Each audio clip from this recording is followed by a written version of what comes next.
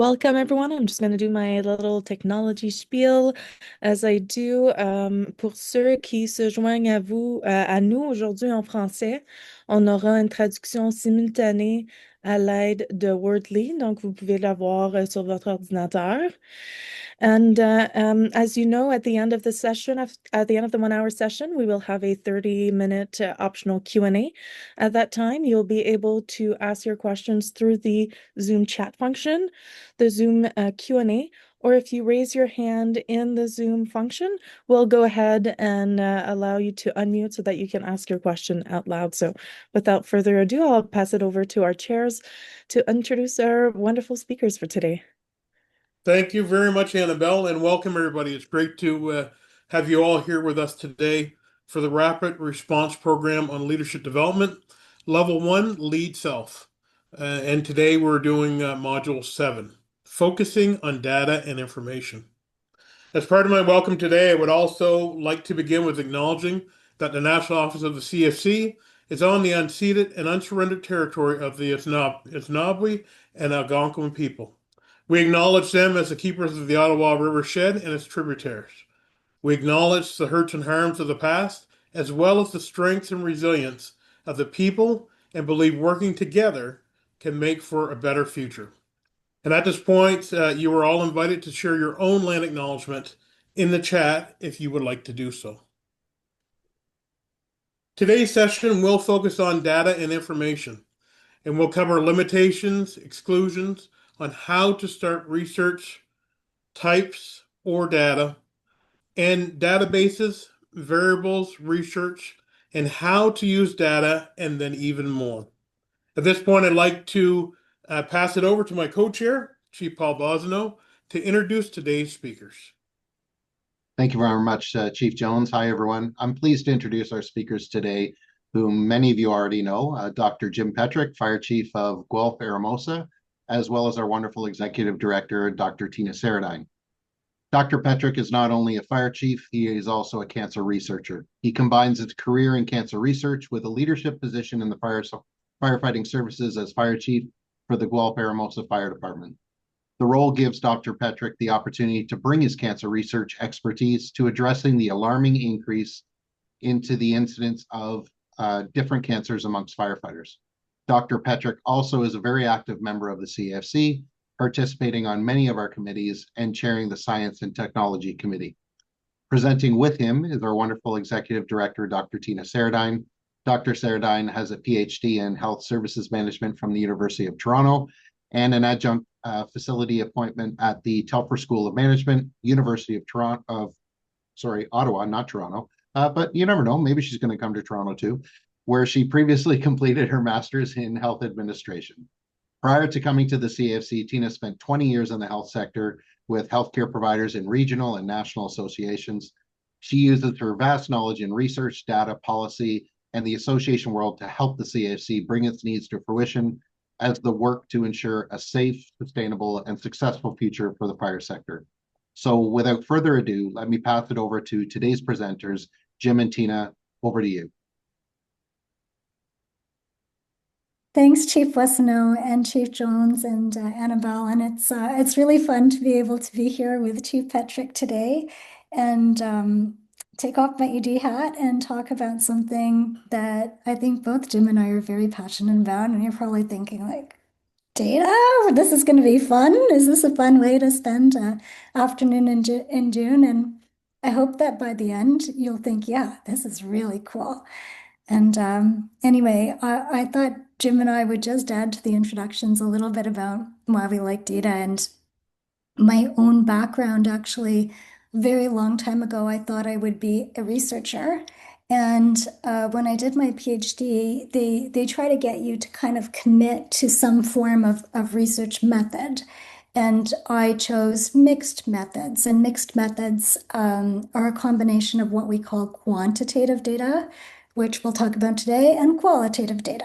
And then you mix them together in certain ways, and that's what they call mixed methods. And so you can probably tell that I'm a big fan of data in the work that we do around the census, which I I think thanks to yourselves as fire chiefs and my amazing team, Annabelle and Ria and Zoe and all, is a really cool data initiative. And I hope you'll see how good the fire sector is and the fire chiefs are with data as we talk. But I'm going to stop here. And Jim, why don't you say a few words and then we'll get into the slides. Yeah, thanks so much, team.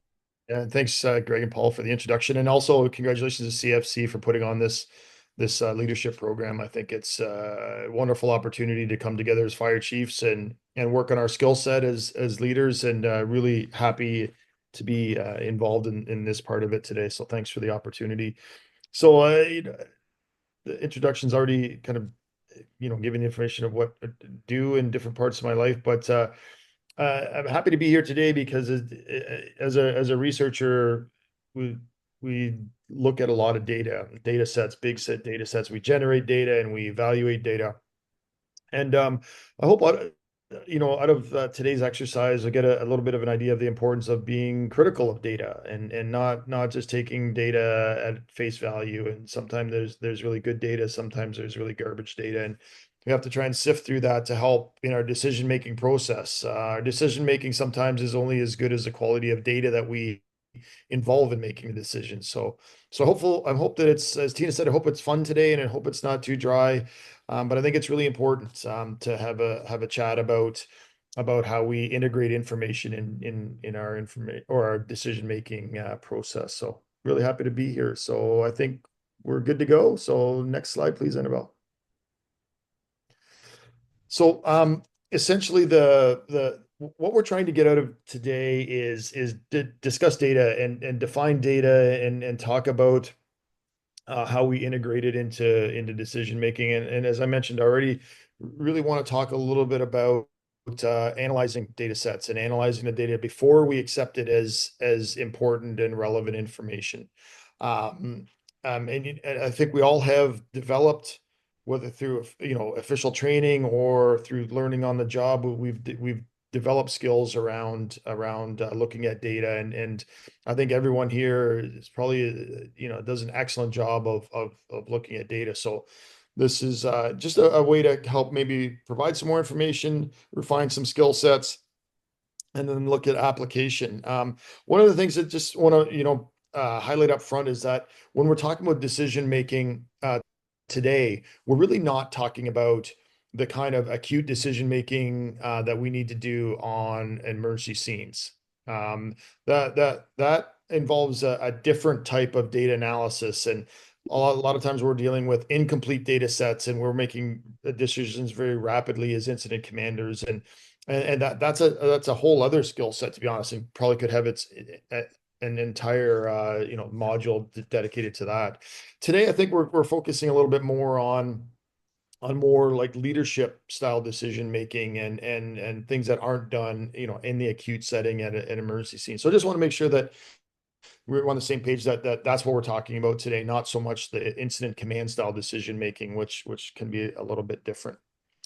So we're gonna involve some didactic presentation of information on data, and we're gonna involve a case, a scenario based case to kind of put a framework around some of the concepts.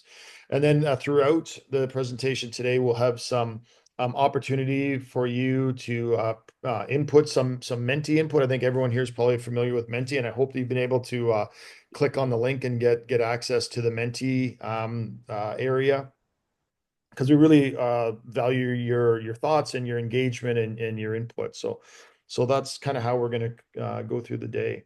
Go ahead, Annabelle, please. So, and this is a little bit about what I've already talked about. What we're going to talk about today is we're not teaching you how to make decisions. We're not teaching you how to be fire chiefs or how to be leaders. We're providing hopefully some valuable information that you can reflect on about the intersection between data and decision making as a leader in the fire service. So and once again, we're using this case-based scenario, a DIY case, to help highlight some different concepts and then importantly get your feedback and your thoughts around how you might engage with different situations and how you might incorporate data and the use of data in decision making. So, and as you know, importantly, the last point here is that, you know, we're not going to tell you what is the right thing to do. What is the right way to bring data in. Everyone, I think, has their own leadership. Well, everyone does have their own leadership style, which is a really good thing. And everyone probably metabolizes and utilizes data a little bit differently. So we're not going to prescribe specific ways. We're just going to highlight some concepts, and hopefully you can incorporate that into your own, you know, decision-making leadership skills at your hall. Next slide. So this is the case, and this is the case that we'll use for today's exercise, and then in the part 2 of the module. So just to outline what the case is. So as it says here, as a fire chief, you've been hearing concerns that a potentially toxic chemical is present in fire gear. And you want to better consider and understand the issue. So that's it. You want to get information around this. You ask a firefighter and an analyst to prepare a report for you. So you task someone to generate data for you. And you want to give them guidance to prepare the report so you can have information that's needed to make a good decision for the department. So really, we identified an issue. You are tasking someone out and advising a couple people on generating information for you so you can better understand the issue and then help you start making decisions around how you're going to deal with the issue. Okay, so hopefully that's clear. You know, it's relevant to things, lots of things that we're dealing with in the fire service these days. So hopefully it's a topical and relevant scenario and things to think about. So that's really the construct of the case that we'll go through. Okay, next slide, please. And then so the Menti question here is, what questions would you want to have asked about the bunker gear? So really, how are you going to frame the acquisition of data? So in the Menti box, you know, what questions do you want to ask to help start the data generation process? So just go ahead and submit your questions.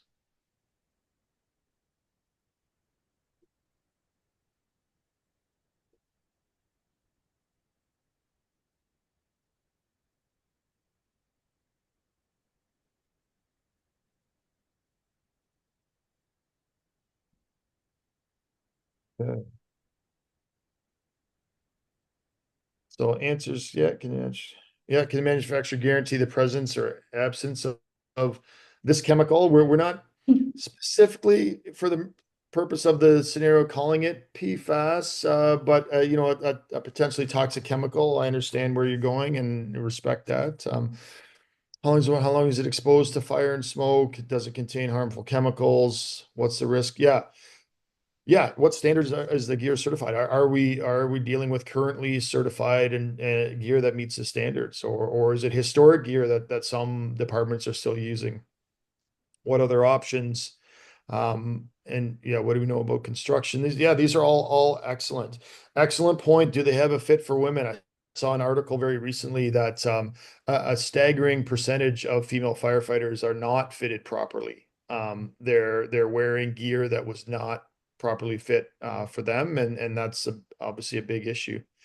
Yeah, great. What environmental conditions might exacerbate the issue? So in addition to the bunker gear itself, you know, what are other kind of cofactors that may intersect with that? So these are all excellent. These are things that I had never, some of these are things I hadn't thought about. So these are really, really good. Just give it a couple more seconds, just in case anyone is still thinking and wants to put down anything else.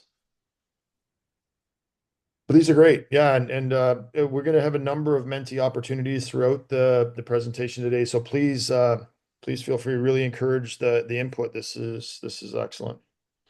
Are we seeing the same chemical chemicals in other clothing. Yeah, that's a really good point. You know, we talk about bunker gear being a specific repository for some chemicals, but are we also being exposed elsewhere and brand specific issues? Yeah, absolutely. That's great. All right, that's awesome. Thanks so much for the input. I think that frames kind of the where we want to go with this, and great engagement on that. So thanks very much. And now, Tina, I'll turn it over to you. Yeah, thanks very much, Chief.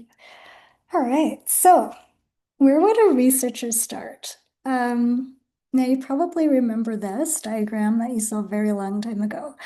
So a novice researcher or an expert researcher usually, not always, but usually starts with a question, so you've generated some questions, does some background research, and then constructs a hypothesis or a guess about, or a focus about what they think is happening, and then designs an experiment to determine how to gather data on this topic, analyzes the data, comes out with some results and conclusions, and in an ideal world, it all gets solved. And of course, we don't live in the ideal world ever at all. So this is what we call the scientific method. And in many ways, it applies in a lot of scenarios, but it's never as simple as this lovely diagram from Science Buddies would suggest. So the big question is, particularly for the bunker gear, but in most other situations as well, what if you can't design an experiment, which is the next slide. So now you don't have the experiment, right? Still have a question, or I still have some questions. I'm still going to do some background research. I might have some preconceived ideas of how things will work out or what the factors are or how things are, some guesses about what I believe to be true. Even though you're not doing the experiment yourself, you probably still have some access to some data from various sources, and you might analyze that, or you might just analyze different reports or sources of information and still come up with a report or something to guide you along. So that's what I think we're talking about more in this case, but some of you might tell us, no, we actually can do an experiment, and this is the experiment we would do. So there are lots of different ways, and like Jim said, no one right answer and no wrong answers. I think a lot of you have heard me say that before. So next slide. So the question here is, assuming you can't do an experiment, where would you start looking for your data? And Annabelle's going to put the next Menti question up. So I'll give you a minute. And we could have flipped the order a little bit because we didn't really start defining data. So just use whatever you think, whatever definition you think fits data. Where would you get your data from for this problem? Good. Good starting point.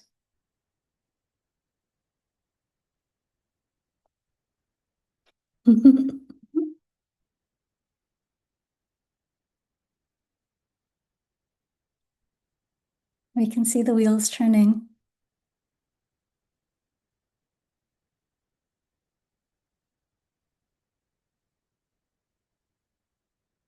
Not a lot of sources of data coming to mind. Good thing that we have NFPA, but there probably are some other sources of data. Okay. What do you think, Jim? You think we should give people, oh, whoa, there's a lot of sources of data. Yeah. I saw a bunch of answers flashing up and then going away. So I think it was just a technical issue. Yeah, this is great. This is awesome. Wow, thank you. Okay, let's see, what have we got here?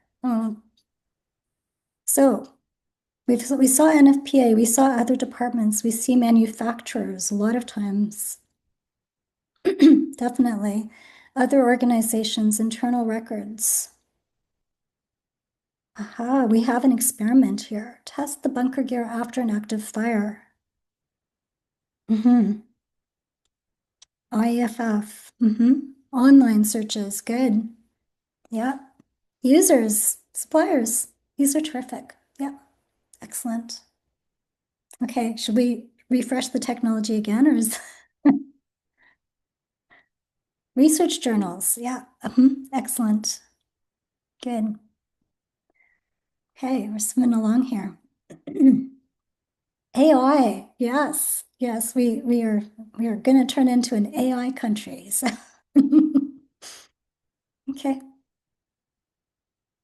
Jim, should we stay here for a bit longer? You have anything you want to add here? Want to go on to the next?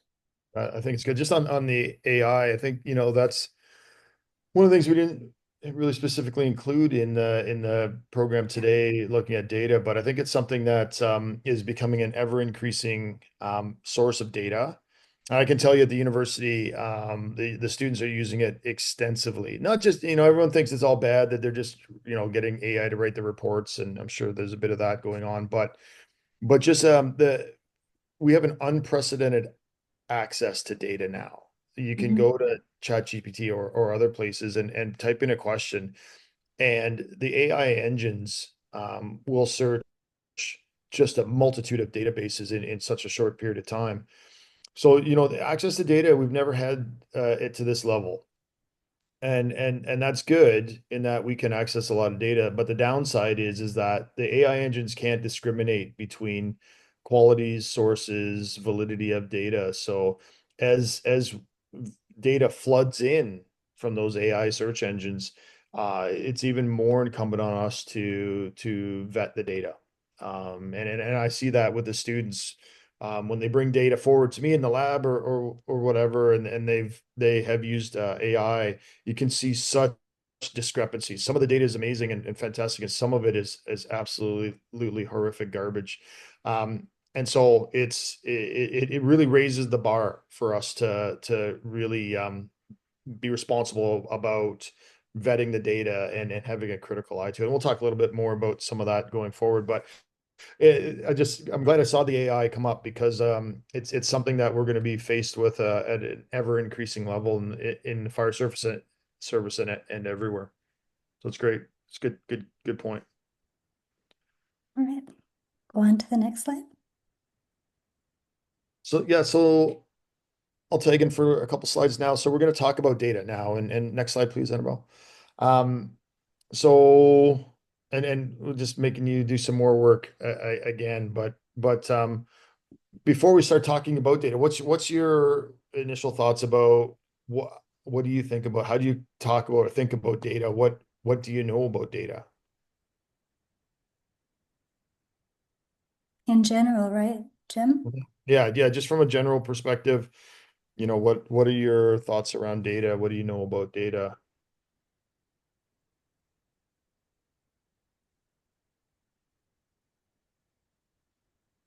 Compilation of information, absolutely, as its basic form, that's what it is. But yeah, these are great comments. It can be biased, and we'll talk a little bit about that. Can be dirty, yeah, good and bad. Facts and information, yeah, that's important.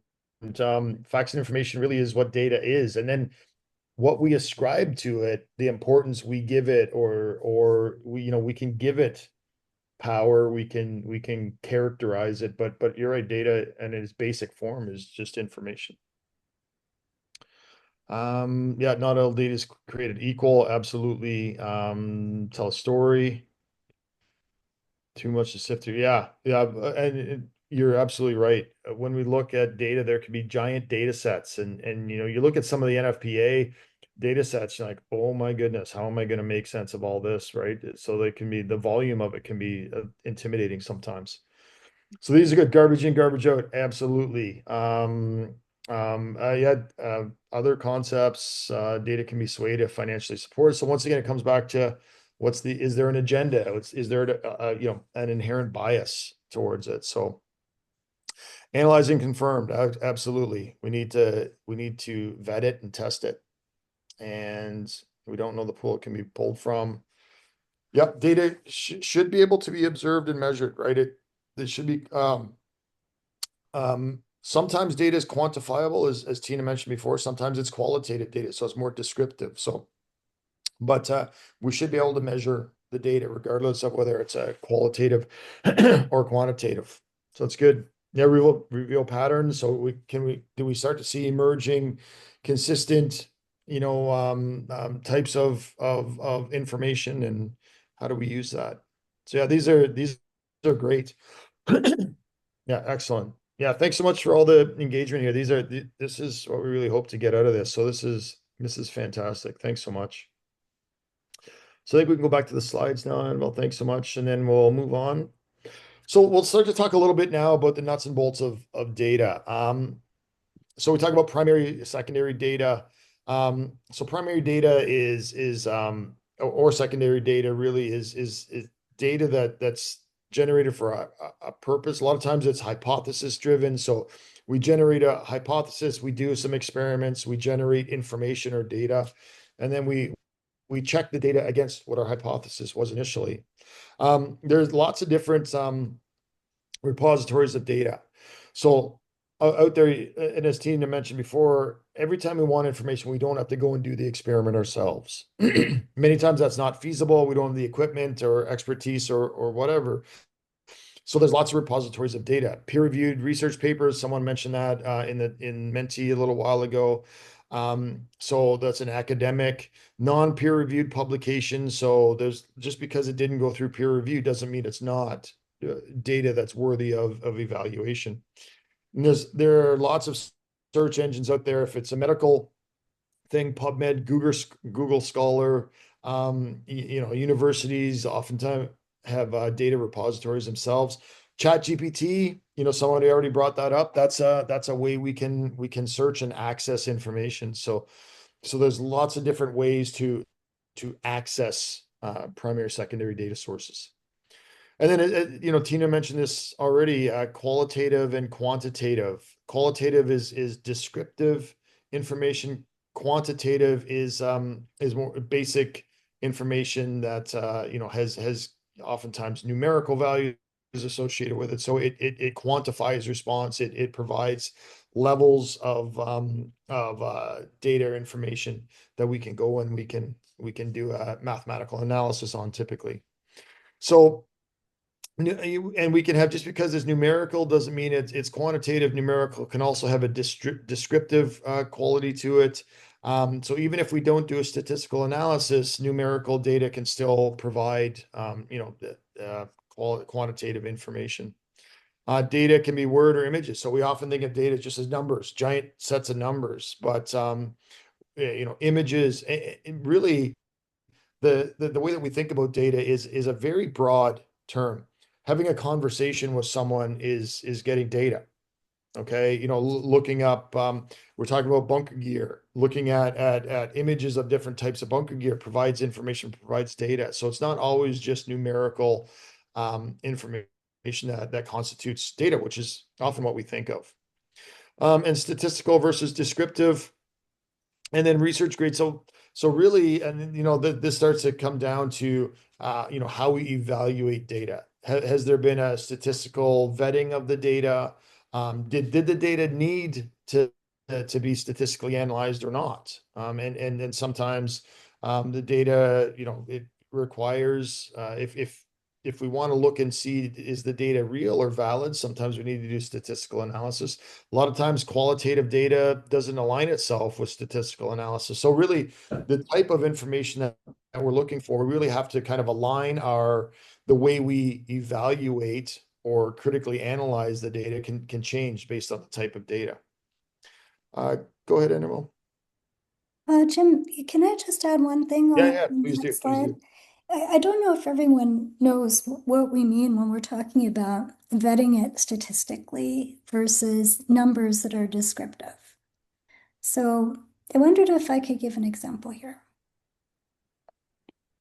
Please do. Yeah, okay.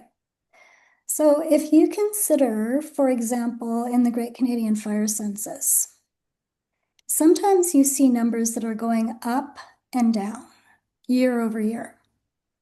So a statistician might want to know, are those increases and decreases due to chance, or are they due to something other than chance, right? Because you could see increases and decreases, but it just might be kind of random variation. So the statistical tests that are often done help to determine if something is due to something other than chance, right? So researchers are very, very concerned about things that they call p-values. And I know, Jim, you're going to talk about this a little bit later in terms of what does that mean when we say something is statistically significant.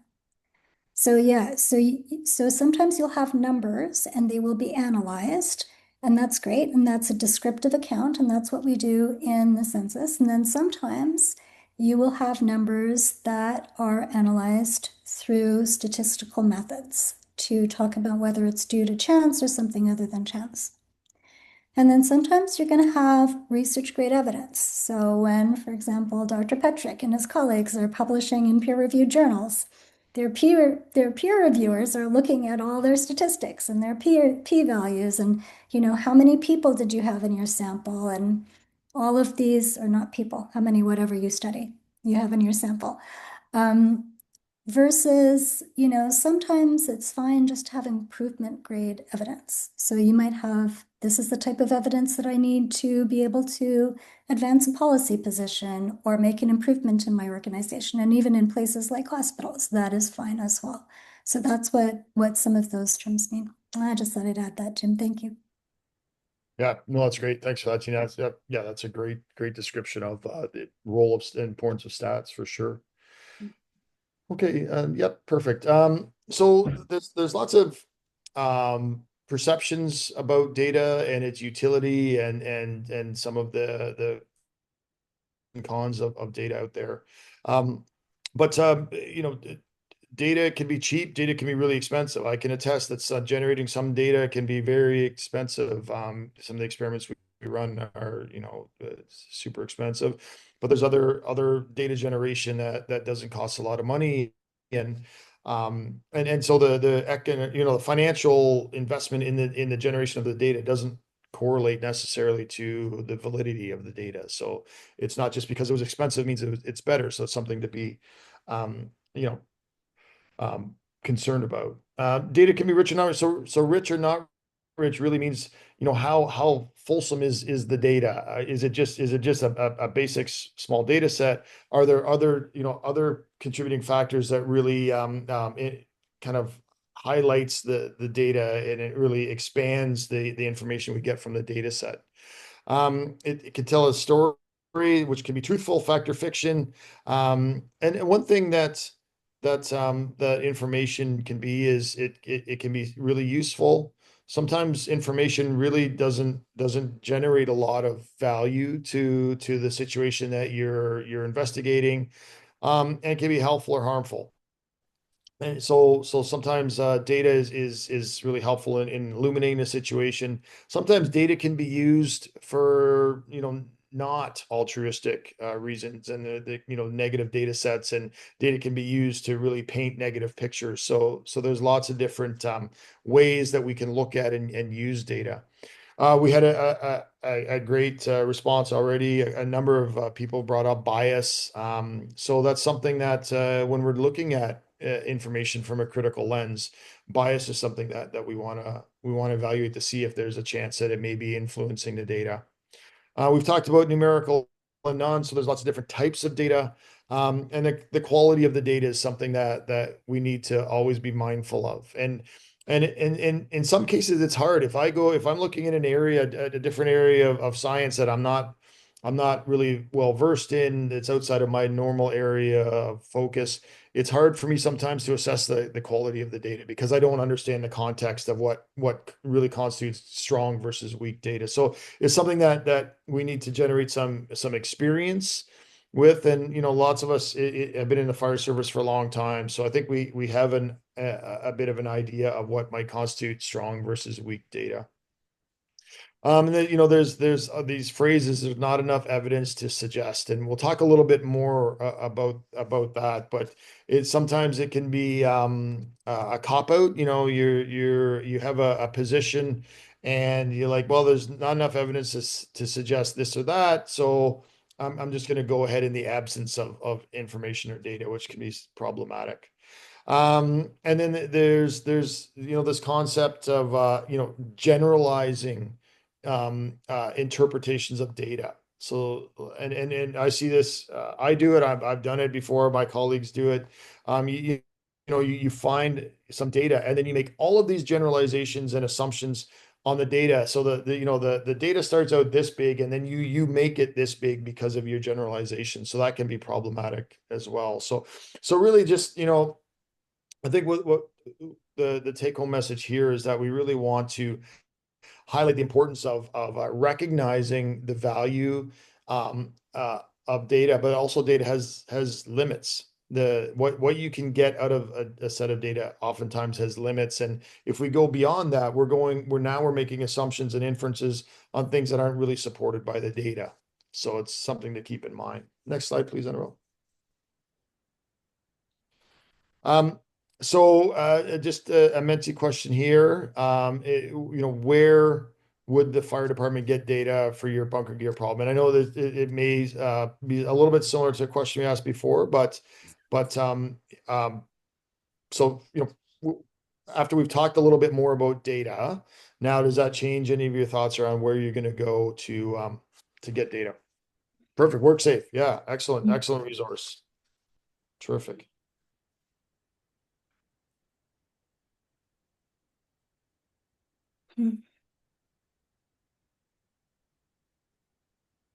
Yeah, lots of great resources there. Yeah, and it's a good point. Other departments that have already researched it, so we don't have to reinvent the wheel, right? If it's a problem that other departments may have faced, then reaching out to other fire chiefs or deputy chiefs or training officers or whomever, union people in some cases, can be really informative. So if someone's already put a lot of work into it, then the fire service is very collaborative, I find. So it's great to reach out to other departments to get some help. Yep, test the gear, the manufacturers, provide the specifications on the gear, so that can be a great spot to start as well. So these are great, excellent responses.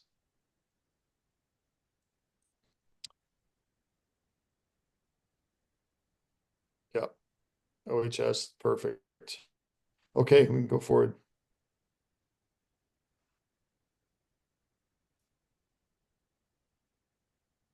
Okay, Tina, I'll turn it over to you. All right. Thanks, Jim.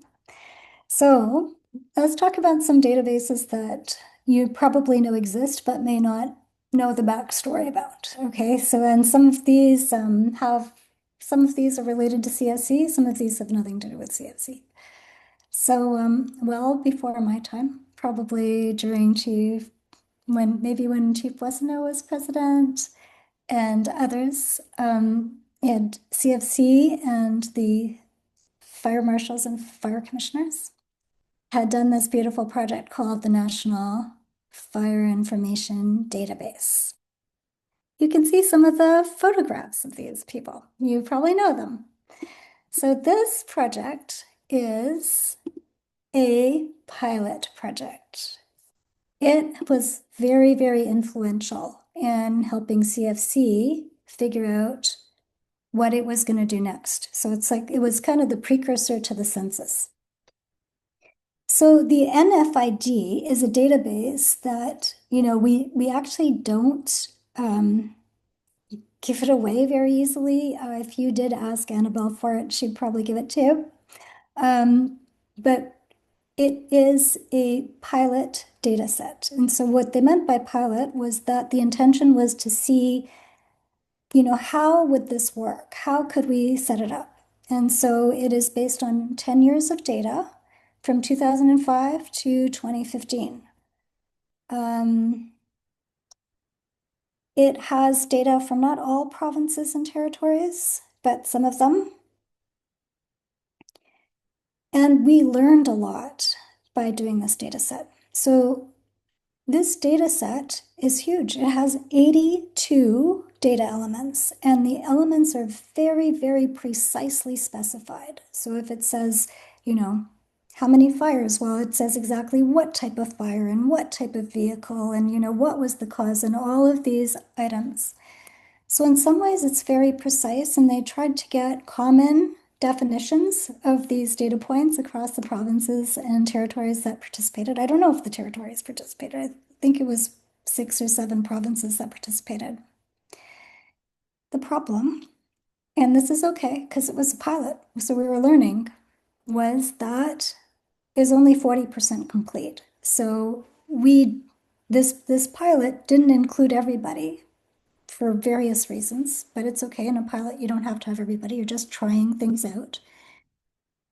But of the 82 data elements, if you look within the data element, there was not enough data within the element to have it be really useful. And so when Chief Petrik talks about data being cheap and expensive, this is an example. Now, you could pay a lot of money to get a lot of data, and then you can't get out of it as much as you want, right? So the planning committee was very clear. This is not administrative data. You don't use this to take to your council. You don't use this to make decisions in real time. But it was extremely useful for research purposes. Some very beautiful research projects came out of that. And they are on the NFID website. So if you go to nfid.ca, you can find those research studies. But more importantly, this project really taught all of us in the fire sector, the fire marshals, fire commissioners, and fire chiefs and the CFC board and staff about what parts of this worked really well and what parts were really difficult. And so this idea that, you have to support people. If you're going to ask people to give you data, you have to give them support. You have to make it easy. You have to make it social. And these are some of the elements that we carried through. You also have to be able to turn it around quickly. So this, the last data point was in 2015. The first data set was released in 2018. So there was already a lag time by the time we got it out. So anyway, something about the NFID, a great project and something that we all learned a lot from. So the next slide, please.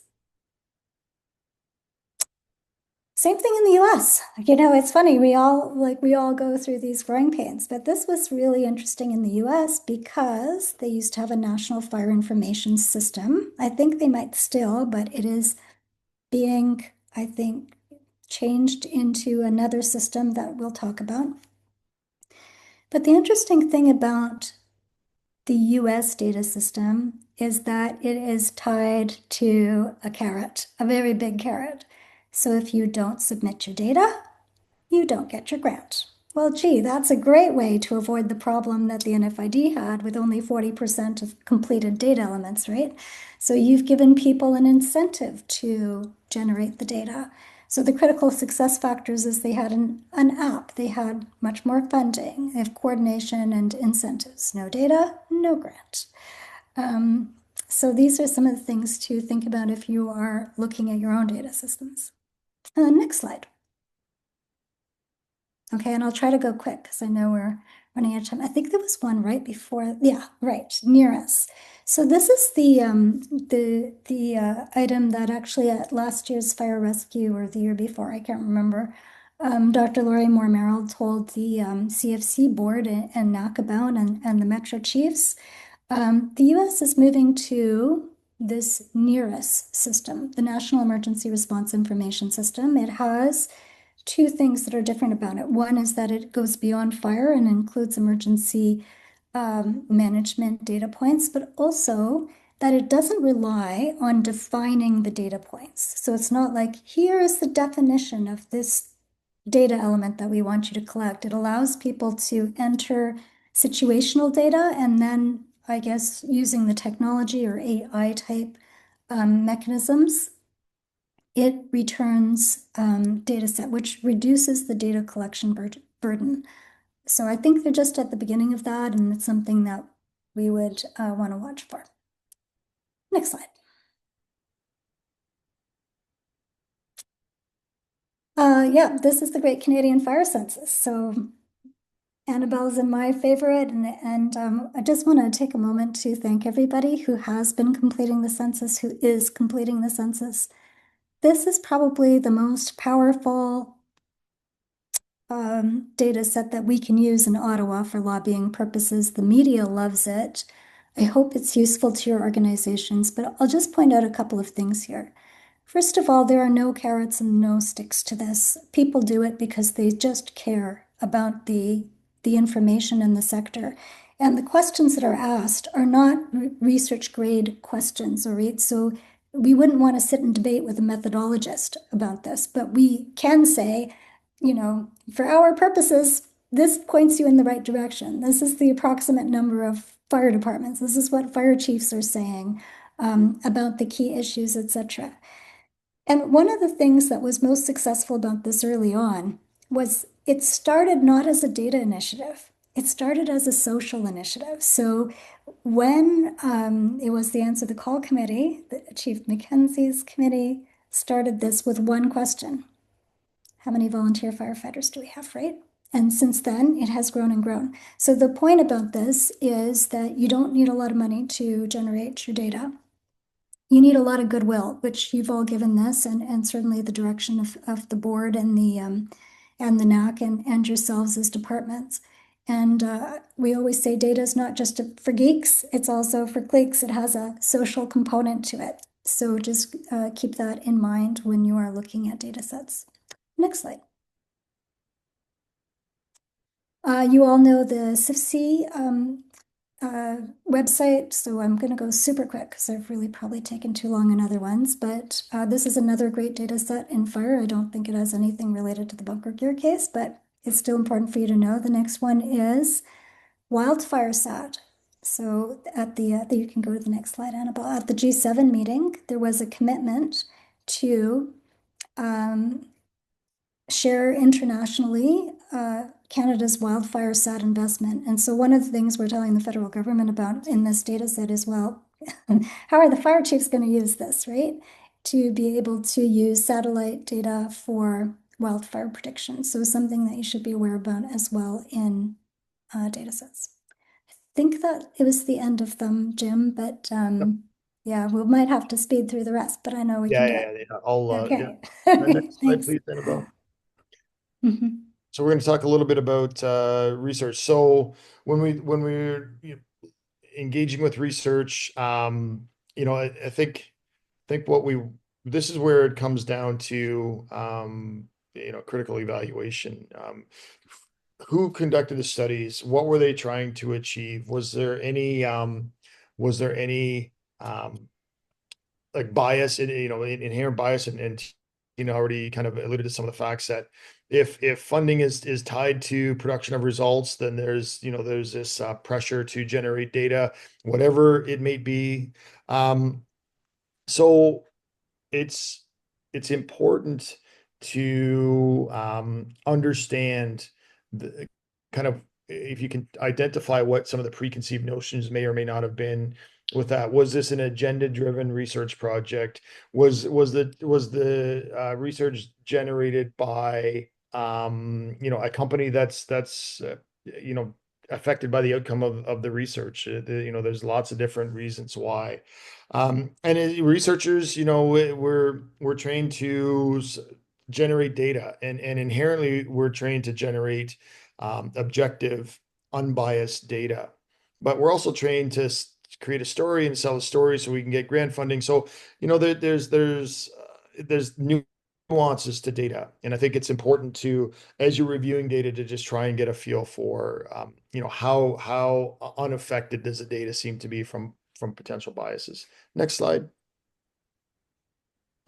And you know, when we look at data, we have to understand what some of the data means. So we're looking at variables, we're looking at things that are being tested, and we can classify, when you look at different types of data, there's dependent variables. So what are we measuring? Independent variables are things that, what are you specifically changing? So when we're doing an experiment, we change a parameter, and then we look to see what happens with the dependent variables, et cetera.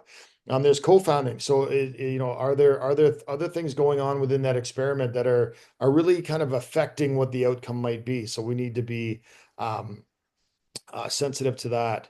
Causality versus correlation. A lot of times people will make the mistake of saying, I saw, we did this and we saw that, so that therefore that means that, this caused that. And that's not always the case. Sometimes there was, an outcome happened not because of the original intervention, but just was a circumstantial outcome. So we have to be a little bit careful of that. We already talked about there's not enough evidence to suggest that. It doesn't mean that opinions can be validated or refuted just because you say, well, I don't have enough evidence. There's not enough evidence to support my claim or refute my claim, so we'll just go with it. And if we need to do research, we have to determine sometimes whether we need to do research or additional research to identify an outcome or a trend, or in some cases there's already lots of information out there to identify a position and defend a position. So we'll move to the next slide, please. And this is you, Tina. Yeah, great. So just in the interest of time, this is a piece I wrote early on when I came on board at CAFC, because I was noticing that many researchers were influencing building codes, mental health funding, and so on and so forth. And our sector is extraordinarily polite, and researchers are very polite too.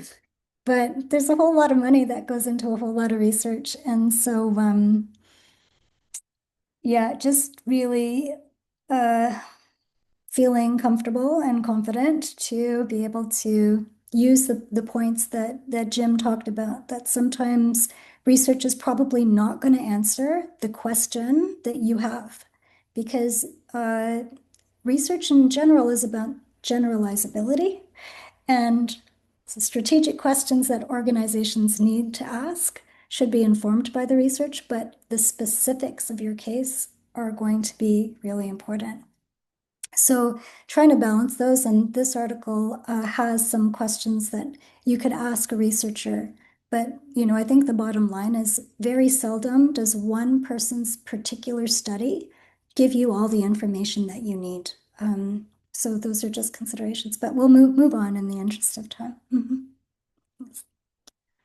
So this is a report that you're going to find archived on the federal government's website. And it really is about what happens when you don't have enough information to make a decision. And that happens a lot. So it comes from a public health perspective. It's called the precautionary principle. And it's sort of saying, well, do you just stop because you don't have enough data? And so this precautionary principle sort of gives a way to deal with the lack of data or the data that you don't have. And it has principles like, okay, well, put the onus on the proponent to be able to change, or consider the safety issue, right? If there's a safety issue, and just trying to figure out what to do when you're in that often gray zone of not enough information. Next slide. I'm not sure we have time for this, Minty, but we might, Jim. I don't know. What do you think? Yeah, sure. We can go and do this. Yeah. So yeah, so in the bunker gear case scenario, what variables are you likely to intersect with? So what variables within the data set, within the data that you'll be experiencing or identifying, what do you think are some of the different variables that you'll find?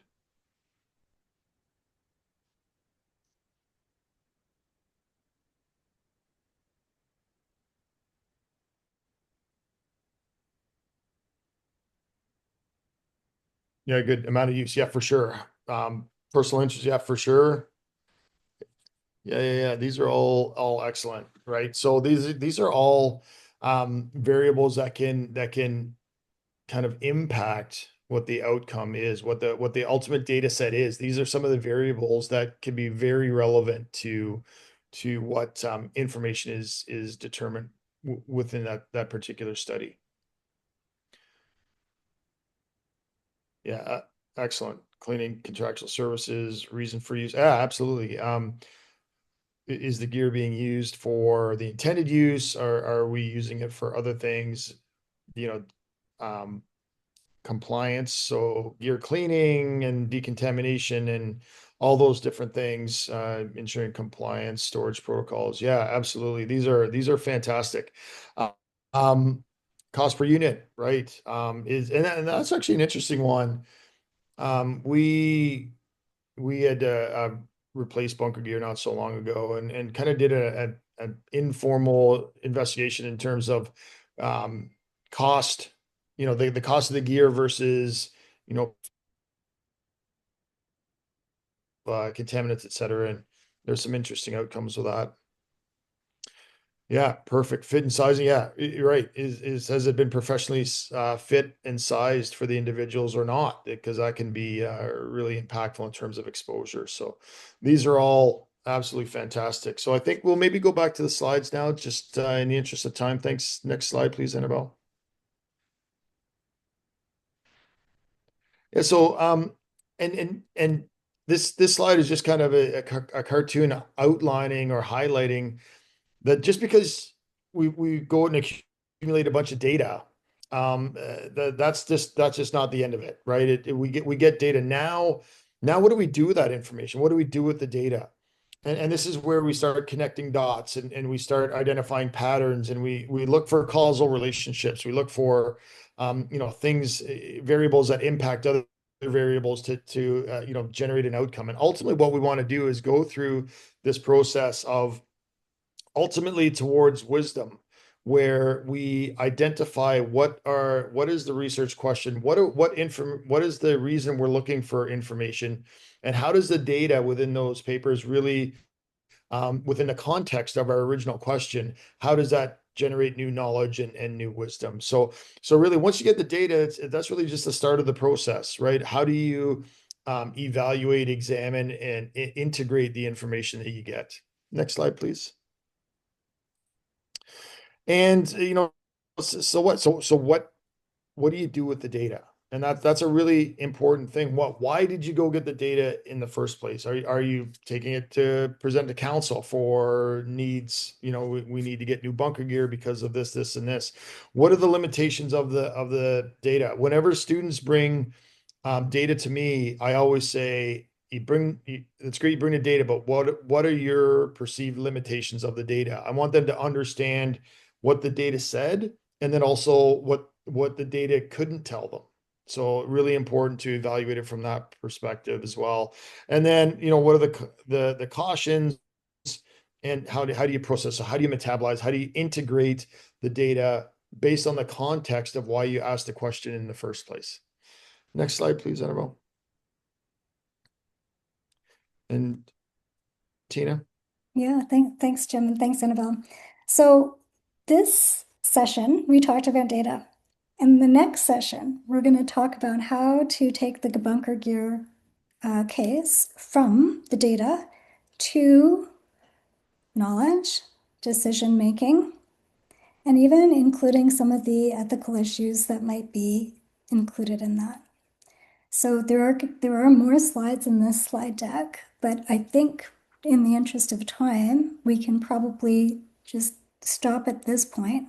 Next session, we're going to take the case a little bit further and talk about how we're going to use information, how you process it, how it's analyzed, how it's used in decision-making, and then the ethical issues as well. So I think with that, we will have finished just 1 minute over, but I think we're pretty much there. Jim, did you want to add anything to conclude? Yeah, no, just thanks for the attention. Thanks so much for the engagement with the Menti questions. It was really meaningful. It was great to see the answers. Lots of things I hadn't thought about. So yeah, it was really valuable for me as well. So thank you. Thanks, Jim. We're done, Well, Chief. well, that's awesome. Thank you so much. One, for being very prompt and on time for those who have challenges in their schedule that can't stay for questions, but we do have time for questions as per normal. So if anyone wants to type questions and put them into the chat, I'm happy to try and facilitate that conversation between Jim and Tina. I almost felt, as you were giving your end synopsis on the presentation, it was like that commercial was going to pop up and say "to be continued," like for the next series. Like I'm dating myself, but going back to like a Happy Days episode or something that was going to go into the next one. So I thought that was a pretty excellent segue as far as stay tuned for more and how we apply it this way. I thought that was excellent. If you got happy days out of a session on data, Chief, we're really happy. Well, and you mentioned it earlier. I mean, I did have the distinct pleasure. It was under the leadership at the time of Steve Gamble as president of the CAFC. I happened to be vice president at the time, but I was actually Harold Potier, I believe, was the representative from CCFMC, and the announcement for NFID was made in Halifax at the time in 2013. So, and Len Garris obviously did a considerable amount of work from an academia standpoint on the need for a Canada-specific national database process. So, yeah, thinking back to over 12 years ago, it's quite the time frame to think about where we've gone, but still evolving with data and data sets. So just looking at the chat, there's a few people that have said had to run, but thank you very much for the presentation. Great presentation from Samantha. Christine Greer, not a question, just hello to Chief Jim from a former Guelphite. Awesome. I'm hopeful I have that appropriate. I've never heard of Guelphite. I've heard of graphite before, but Guelphite will take. Awesome. Now living and working in Manitoba. So thank you, Christine, for that. I'm sure Jim appreciates the shout out. Absolutely. Any questions specifically for Jim or Tina? It's not to suggest by any means that it might be suggesting you did such a great job that there wasn't questions up to this point, but I think it does kind of lend itself a little bit to the fact that there's more to come. And I think a lot of the questions people have is seeing how it develops and relates into the next session, and how you take some of the, I'll call it the foundation or critical elements that you spoke about today, and how it then gets extrapolated even further to take it along that path that's so necessary to make it work. Yeah. Emily has also said expression of gratitude, Jim, for your work in cancer, especially for female firefighters. And I would echo those sentiments. Not only from a doctor standpoint and just research and development, but you've clearly dedicated a genuine and sincere passion from a personal level and applied that to the fire services that so many of us are very appreciative to. So again, Emily, thank you for that, and I would echo those sentiments. Thanks. Thank you very much. It's an honor to do it. I feel fortunate to be able to have this intersection with the cancer research and the fire. I never thought there would be this kind of meeting, but I'm ecstatic that there is, and I'm just get to work with great people, and it's amazing. Excellent.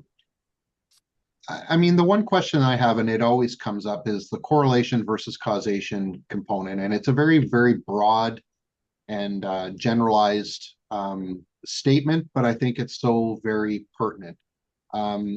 What do you see as one of the, I guess, one of the main focus areas where correlation and causation in a fire sector environment can be so very applicable, and how can you create that determination one versus the other? Maybe I'll ask that of both of you, just and it's very high level. It can be 30,000 foot level, because the question's kind of 30,000 foot level in its sense. But if there's anything you can add just on that general perspective, because we hear it all the time. And some of us who are not deep into the data sets, we hear that and we kind of consider it like a catchphrase type thought process. What is your own personal feelings towards that statement, and then kind of next steps with that? I'll start with Jim and then maybe Tina thereafter. Yeah, thanks, Paul. That honestly, that's the $1 million question. When we look at data, we're looking for if A, affects B and then we get C, that then we naturally assume that's a causal relationship. But I'm just trying to think of a really good example specifically in the fire service. So I'll keep ruminating on that. But one thing we have to be really careful about is that lots of times things happen just coincidentally, and the impact of A on B really didn't have anything to do with C, but there were other variables going on at the same time that resulted in C, and that's a big issue. In terms of we're talking about our specific thing with the bunker gear, and I've seen lots of reports on this, lots of different research papers, and I'll tell you, there's so much different perspectives on this, and you can look in the literature and find anything.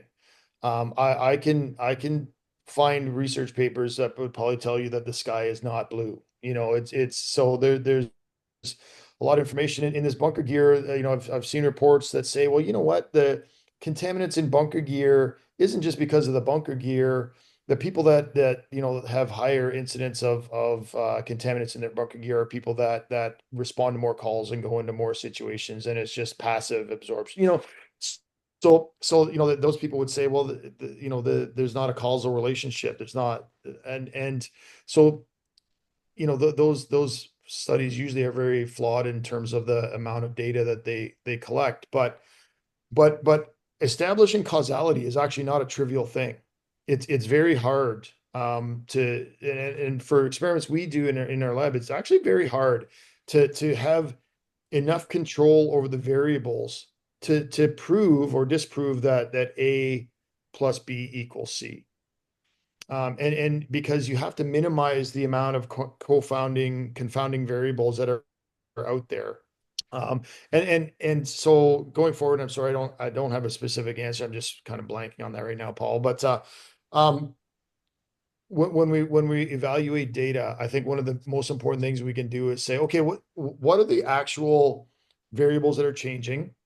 What are they controlling? What are they seeing change? And then are there other variables that are just hanging around that really aren't pertinent to that situation that are probably causing issues in terms of interpretation of the data? And we like to see experimental outlines that are as clean as possible, and a lot of times that's not the case.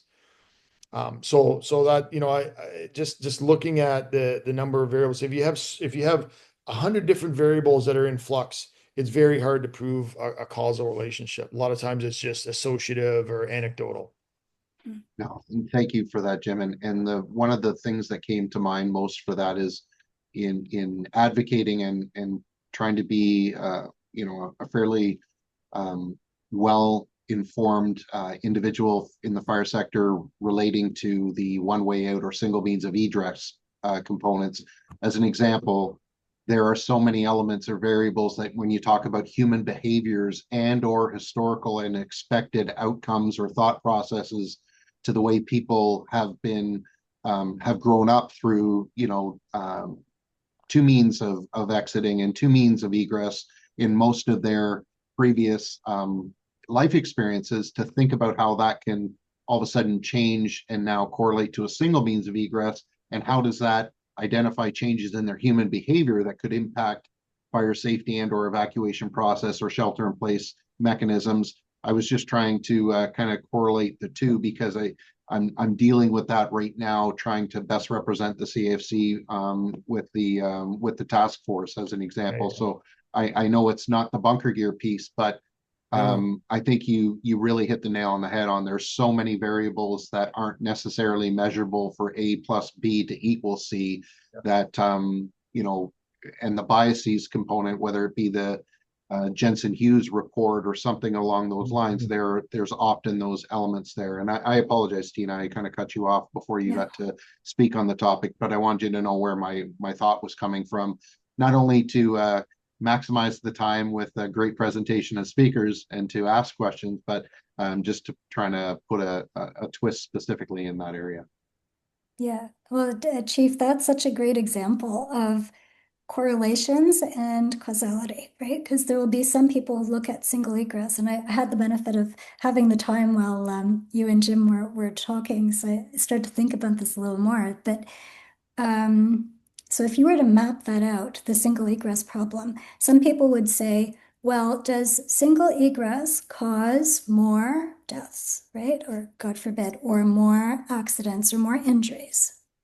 Okay, you could look at that, but chances are there's going to be other things that are intervening and affecting.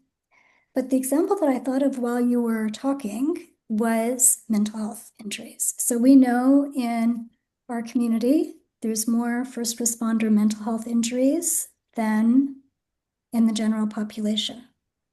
So somebody might think being a first responder causes mental health injuries, right?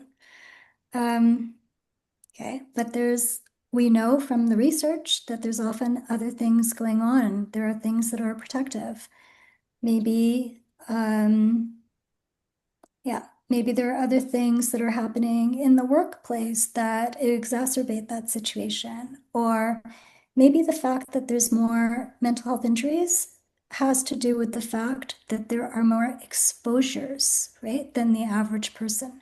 So when you say, it may not be the exposure that has caused the injury, but it might be that the more exposures that you have, the more likely you are to have an injury. So that's the correlation, right? So one variable is going in one direction, the number of times you are exposed, and the other variable, the number of first responders with injuries, is going up. So somebody might say, oh, well, it's being a first responder that creates the injury, but no, that's not true. That's right.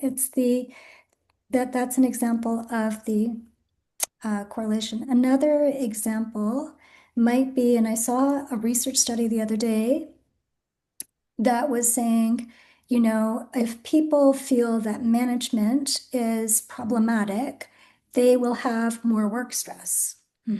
Okay, that could be true.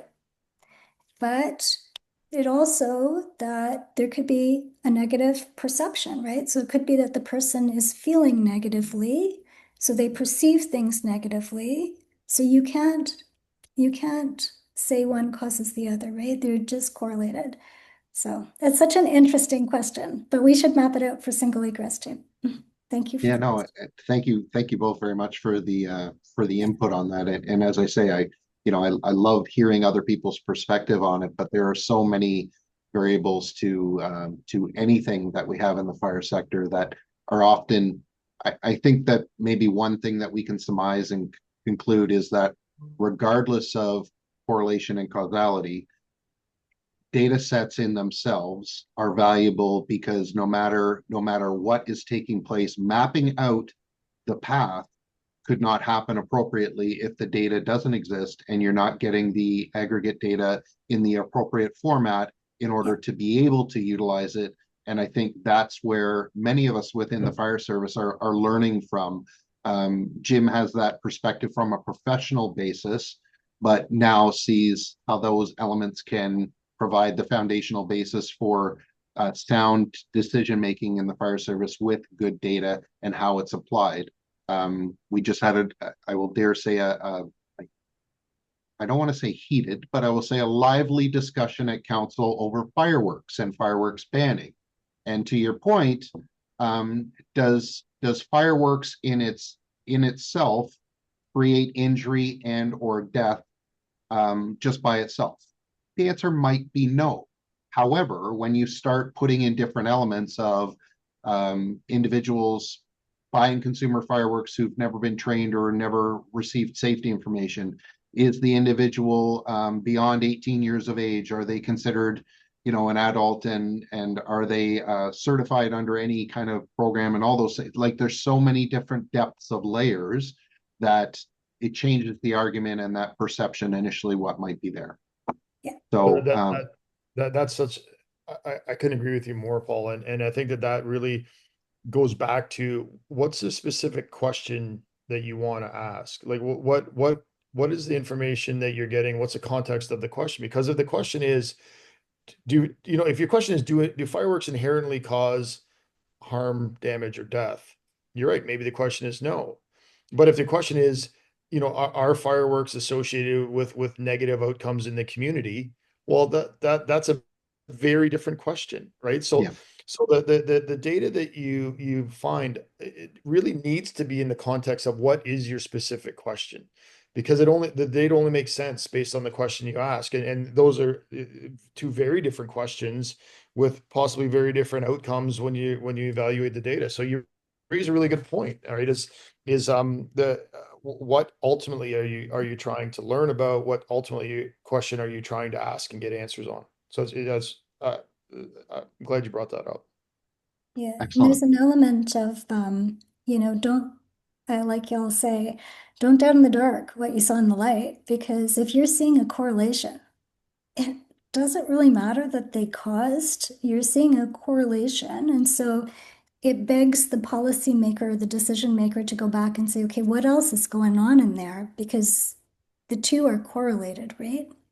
Yeah. So even if it's not causal, it's definitely worth exploring more. It requires further exploration. Mm. Well, and in our case, maybe it's the terminology of, rather than an outward ban, maybe there's restrictive practices to ensure public safety. It's ultimately saying the same thing, but just with a different twist, because no one wants to be banned to do anything. So anyways, I digress. I've taken you on a different road here, but please, everyone who's still here, they understand that the data component is still the critical element that always needs to be, it needs to be the basis. So again, I'm going to give back approximately 12 minutes of time to our participants. So with that, everyone have a great day. Thank you so much for attending. Thanks, Stay safe. Paul. Thanks, Jim. Thanks, Annabelle. Yeah. Thanks, Mia. Bye, everyone. Thank you. Bye.